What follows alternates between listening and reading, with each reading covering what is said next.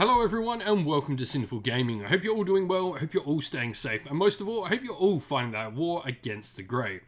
Today's video we're going to talk start collecting Elder Scrolls Call to Arms, and in today's video we're going to take a look at how to start out with the game in battle mode with the Stormcloak faction starter set. We're going to talk about the contents of the box set, go through all the models in the box set and what they can do on the tabletop. We'll then take a look at the end of the video of a little sample 200 Septim warband for you to use as some inspiration in creating your first Stormcloak faction starter army for Elder Scrolls Call to Arms. And so, inside this box set, we get 5 miniatures. You can find this in either resin or plastic. We get Ysurald Thrice Pierce, the Stormcloak commander. You can see him front and center. We also get Rayloff, Warrior of the Resistance, Rayloff of Riverwood, one of the main characters you go around with at the start of the game. He's the Stormcloak who you escape Helgen with if you choose to go with him. And then we also get 3 Stormcloak soldiers with greatswords, a great variety of miniatures, some really nice quality miniatures here. And so, the first model in our box set is Ysurald the Thrice Pierced, the Stormcloak commander. He's got a nice strength of 5, agility 3, endurance 4, intelligence 2, and wisdom 5. 5 for his standard health is really nice, 3 stamina, no magicka, and a height value of 2. He's a really solid combat character that has no magic at all to him, but he does hit nice. First of all, he's a Nord. This gives us resistance frost as a keyword, like all Nords, so this is really cool. It means to any tests of armor rating that we are going to be against frost attacks, we add a red dice to them.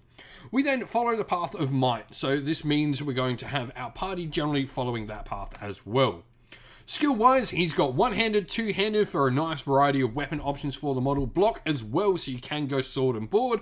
Archery in there as well, light armor and speech. So a good variety of offensive ability with this character.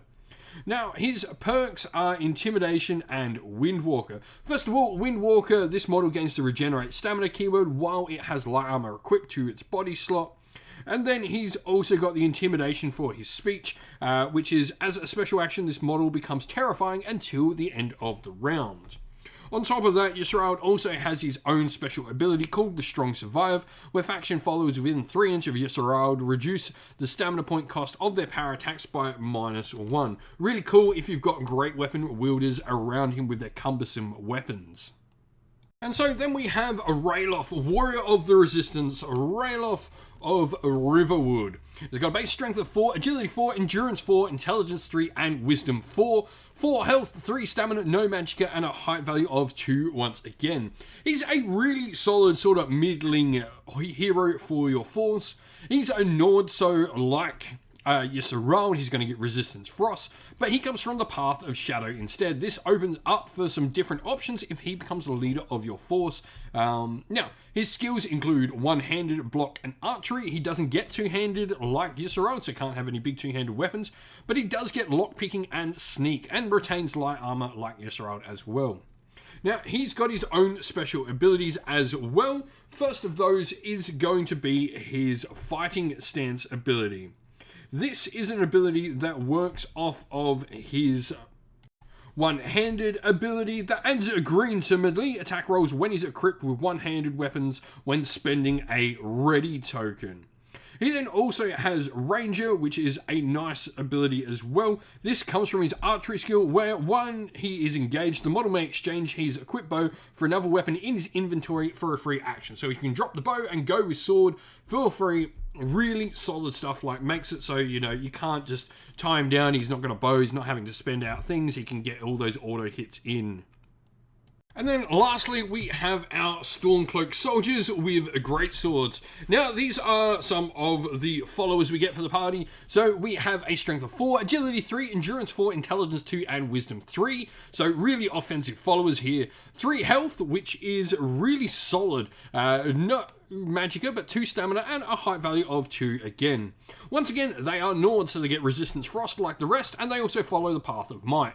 Skill-wise, they have two-handed and light armor, and their attack is a two-handed melee attack that has the ability to add some green or get follow-up as well, which allows them to perform another strike, so long as there's an enemy in range to do so against. They're also going to have the keyword cumbersome. This means they have to spend more of their stamina to perform special actions with their weapon, but it does mean their power attacks generate more damage. And then they've got two-handed block, allowing them to block when they're wielding a two-handed weapon.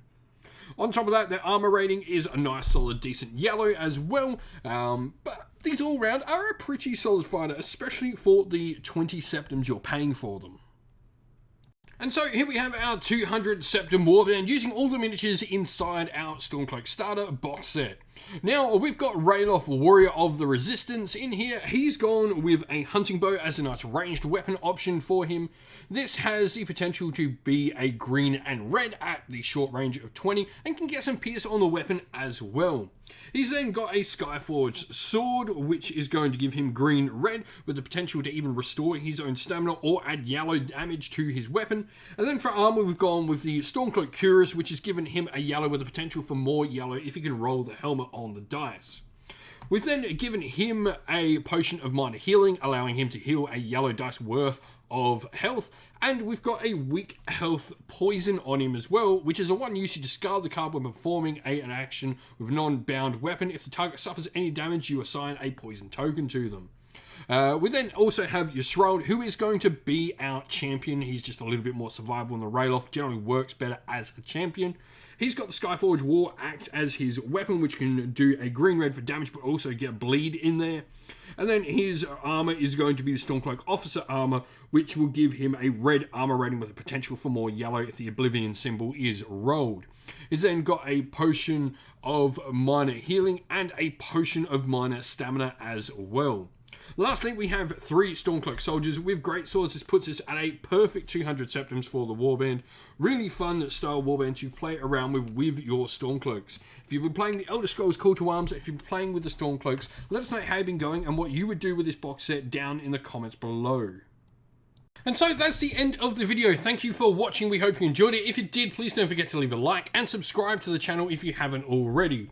Also, if you'd like to come chat more with me and other members of our little community here at Sinful Gaming, you can do so in our Discord server, which is linked down in the video's description. Also linked down in the video's description is links to our Patreon and YouTube members, the best thing you can do to help support the channel.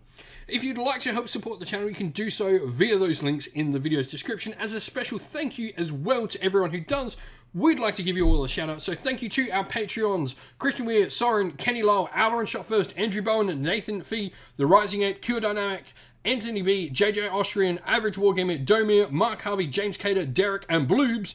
And thank you to our YouTube members: Green Roots Gaming, Kenton Young, Ronya, Lockloric, The Johnny84, David Ellsworth, Wolfric Nick, Broken Chef, Ariana Edwards, Revenar, Pink Nico Fire, Robin Mankiller, Monty's Tabletop Terrain, and John Castle. Lastly, a special shout out to Lady Witchfox Art, who does all the amazing artwork you see for the channel.